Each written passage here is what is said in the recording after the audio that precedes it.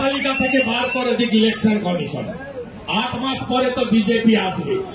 30 April 2026 vote শেষ, গোনা শেষ। তারপরে বিজেপি সরকার প্রথমে ভোটার তালিকা থেকে ইলেকশন কমিশন বার করুক, তারপরে যোগীজির কাছ থেকে কিছু বুল্ডোজার ভাড়া আনবো। বুল্ডোজারের মাথায় বসাবো বাংলাদেশের মুসলমানদের। এপার থেকে কাঁটা তারের এপার থেকে ছুড়বো, ওপারে গিয়ে পড়বে। পশ্চিমবঙ্গকে হরিয়ানার মতো, মহারাষ্ট্রের মতো, গুজরাটের মতো, উত্তরপ্রদেশের মতো বাংলাদেশের মুসলমান অনুপ্রবেশকারী রোহিঙ্গা মুক্ত করা বাংলা বাঙালির স্বার্থে দরকার আছে। মমতা ব্যানার্জি ইতিহাস জানেন, এই বাংলা তৈরি হতো না। মোহাম্মদ আলী জিন্নাহ বলেছিলেন, আমার গোটা বাংলা চাই, কলকাতা ছাড়বো না। সাবিত্রী মিত্র বলছে জঙ্গিরা ভালো, পর্যটকদের মারে না। এমএলএ, এক্স মিনিস্টার, আপনি এদের বক্তব্য শুনলেন না? কি সুন্দর সুন্দর বক্তব্য এরা রাখছে। এরা ভারতে থাকবে, ভারতে খাবে, আর ভারতের যত রকমের সর্বনাশ করা যায় করবে। এদের বিরুদ্ধে মোদীজি এত আইন আনছেন, যারা দেশে থেকে দেশ বিরোধী কথা বলছেন।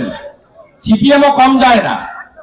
যখন মাসুদ আজহারের বংশকে নির্বংশ করলো এয়ারফোর্স, জল বন্ধ করলো ভারত সরকার, তখন মৌলালি থেকে ধর্মতলা মিছিল বের করেছিল এই মাকুড়া, পাকিস্তানের জল বন্ধ করলে কেন, জবাব চাই, জবাব দাও। সেখানে সজল ঘোষ, সুরজ সিংরা কালি মাখিয়েছিল। আমি থাকলে তো আলকাতরা মাখাতাম। মুম্বাইয়ের পর পুনেতে পরিযায়ী শ্রমিকের রহস্য মৃত্যু। মুম্বাইয়ের পর পুনেতে বাঙালি পরিযায়ী শ্রমিকের রহস্য মৃত্যু। কি বলবো? না, কোনো বাঙালি টাঙালি পরিযায়ী শ্রমিক না, কোনো ভারতীয় কোনো অসুবিধা হয়নি।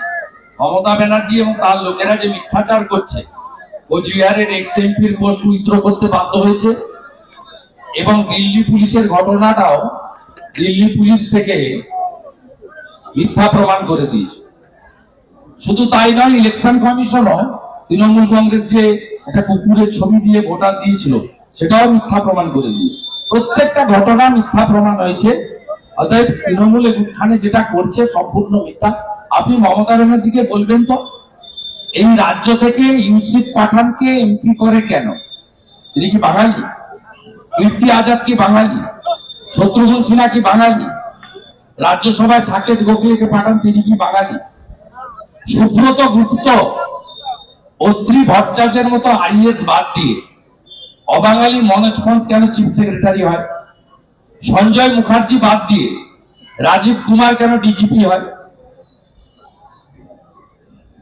এসব কথা মমতা ব্যানার্জির মুখে না বলাই ভালো।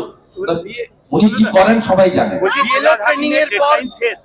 ফিরহাদ হাকিমের দেওয়া ডেডলাইন শেষ, এখনো রাজ্যে এবং কলকাতায় বেহাল রাস্তার হাল ফিরল না। রাজ্যে এবং কলকাতায় এখনো রাস্তার হাল ফিরল না। ফিরহাদ হাকিমের দেওয়া ডেডলাইন শেষ হয়ে গেল। আপনাকে পরিষ্কার ভাবে বলি, এদের ডেডলাইন অনেকবারই ছিল। এরা মিথ্যা ছাড়া একটাও সত্যি বলেনি। আমরা বিজেপি সরকারে আসার পরে প্রথম মিথ্যাশ্রীটা মমতা ব্যানার্জিকে দেবো, ঠিক করে রেখেছি। এই বাঁকুড়ায় প্রত্যেকবারে আসানসোল, কুলটি, বারাবণী, বাঁকুড়া, পুরুলিয়া এসে বলে পানীয় জল খাওয়াবো, প্রত্যেকবার বলে।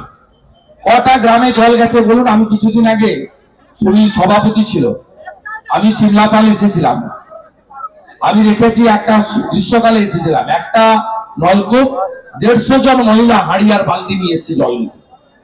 14 বছর পরে উনি সভাতে গিয়ে 14 বছর কি করেছেন তার হিসাব দেবেন। বাংলা বাঙালি মেরে দেবো, কেটে দেবো, এসব কি কথা? উনি তো চাকরির তালিকা দেবেন। আমি 14 বছর মুখ্যমন্ত্রী করেছেন আপনারা আমাকে, আমি 3 কোটি লোককে চাকরি দিয়েছি। উনি শিল্পের তালিকা দেবেন। আমরা তো বলছি আপনি 8200 স্কুল বন্ধ করেছেন। আমরা তো আপনাকে বলছি আপনি 6888 শিল্প দাঁড়িয়েছেন, বন্ধ করেছেন আপনি। আমরা আপনাকে বলছি আপনি 1,10,000 টাকায় পুজো দিলেন, বেশ করেছেন, দেন। চাকরি দিচ্ছেন না কেন? 6 লক্ষ পোস্ট ফাঁকা দিয়ে দিচ্ছেন না কেন? হাফ দাড়ি কাটার মতো বেতন দেন কেন? Village resource person, community health guide, CHG, civic, village, contractual data entry operator. টিএমসিপির প্রতিষ্ঠা দিবসে কেন হবে পরীক্ষা? উচ্চ শিক্ষা ওটা টিএমসিপির প্রতিষ্ঠা দিবস নয়, ওটা ছাত্র পরিষদের প্রতিষ্ঠা দিবস। ওটা চুরি করেছে মমতা। উচ্চ শিক্ষা দপ্তর চিঠি দিল সিইউকে। সান্তোষটা হচ্ছে মহাজাতি সদনের ছাত্র পরিষদের প্রতিষ্ঠা দিবস, সেটা চুরি করেছে মমতা। সরকার চিঠি দিচ্ছে সিইউকে, পরীক্ষা কেন থাকবে ছাত্র সংগঠনের প্রতিষ্ঠা দিবস? সরকার আর দল আলাদা নেই, দল বলা মুশকিল, সরকার আর পরিবার। ইসি এবং ভাইপো যাহা বলিবে সকলকে তাহা করি করিবে। আপনার চ্যানেলেও যদি ফোন আসে এই নিউজটা অফ করো, এই নিউজটা বারবার দেখাও, আপনাকেও হয়তো তাই করতে হয় বা লড়াই করতে হয়। বাংলাদেশি অভিনেত্রী কলকাতা থেকে গ্রেফতার। বাংলাদেশি অভিনেত্রী কলকাতা থেকে গ্রেফতার হয়েছে ভিসা টাইম পেরিয়ে যাওয়ার পর। ভিসা ছাড়াই তিনি অবৈধভাবে বাস করছেন। এরকম 1 কোটি আছে, তো মাঝে মাঝেই ধরা পড়ে। তো কদিন আগে হরিহর পাড়ায় হাজেরি মাদ্রাসা চালাচ্ছিল 7 শেখ, 3 বার তৃণমূলকে ভোট দিয়েছে, জঙ্গি আনসারুল বাংলা, ধরা পড়েছে। আপনি যদি ক্যানিং রোডে যান, আপনি যদি ভাঙড় ঘটপুকুরের রাস্তায় যান, বসিরহাটের রাস্তায় যান, এগুলি ভারতে আছে নাকি? আজকেই সোশ্যাল মিডিয়ায় আমি দিয়েছি, বারুইপুর পূর্ব বিধানসভায় 6টা 100% হিন্দু বুথ, 32টা বাংলাদেশি মুসলমানের নাম আছে। 1 লক্ষ ফেসবুকের দৌলতে এই রিসেন্ট 5-6 বছরের মধ্যে ফেসবুকের উৎপাদ যখন বেড়েছে, 1 লক্ষ বাংলাদেশি মেয়েকে পটিয়ে নিয়েছে, এখানে বিয়ে করেছে। যে কোনো মুসলিম পাড়াতে গেলে, এখানে বড় গ্রাম আছে পাশে, ওদা 19 বিরাট জায়গা।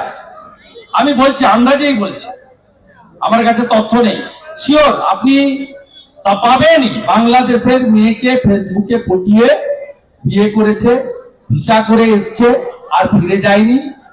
বাবার নাম চেঞ্জ করে এপি কার্ড, আধার কার্ড সব বানিয়ে ফেলেছে। আর নইলে তো বেড়া খোলা, খালা মমতা 540 কিলোমিটার বেড়া খুলে রেখেছে, হুড়ু করে ঢুকছে।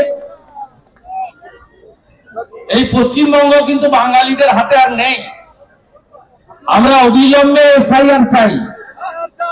প্রথমে ভোটার তালিকা থেকে খেদাক, তারপরে বিজেপি আসার পরে বুলডোজারের মাথায় তুলে এপার থেকে ওপারে ছড়বে। এসআইআর নিয়ে বিরোধীদের ইন্ডিজোটের এত আপত্তি কেন এসআইআর এ? এই যে ইন্ডি জোট, তাদের এসআইআর এ vote bank, vote bank, vote bank. আরে হবে, কালী পূজাটা করুন না, কালী পূজাটা করুন না, আরে এত তাড়াতাড়ি চলে। কালী পূজাটা ভালো করে করুন, তারপর দেখা হবে। মুম্বাইয়ের কি ভোট ব্যাংক নাকি রাষ্ট্র বিরোধী বা বিজেপি বিরোধিতায় একজোট হতে? না, ভোট ব্যাংক তো সবচেয়ে বড় জিনিস, ভোট ব্যাংক। আর তারপরে এরা হচ্ছে অ্যান্টি ন্যাশনাল কমপ্লিটলি। আপনি লোকসভাতে সিঙ্গুর অপারেশনের আলোচনায় কল্যাণ ব্যানার্জি বলছে আজাদ কাশ্মীর, মহুয়া মৈত্র বলছে ভারত খারাপ, বাংলাদেশ ভালো। রহিম বক্সি তৃণমূল নেতা, তিনি বলছেন যদি ভোটার তালিকা থেকে কারো নাম বাদ যায় তাহলে সবার আগে শিশির অধিকারী, শুভেন্দু অধিকারী, সুকান্ত মজুমদারদের নাম বাদ যাবে। আব্দুর রহিম বক্সি, তিনি ওর সম্পর্কে আপনারা এত মাইলেজ দেন কেন? আমি ওর উত্তর দেবো না। ওর যে মালিক মমতা, তাকে আমি হারিয়েছি, আমি তাকে হারিয়েছি। ও আবার বলে গেলাম ভবানীপুরে মমতা ব্যানার্জি জানালে আমি তাকে হারাবো, আমি বলে বলে হারাবো।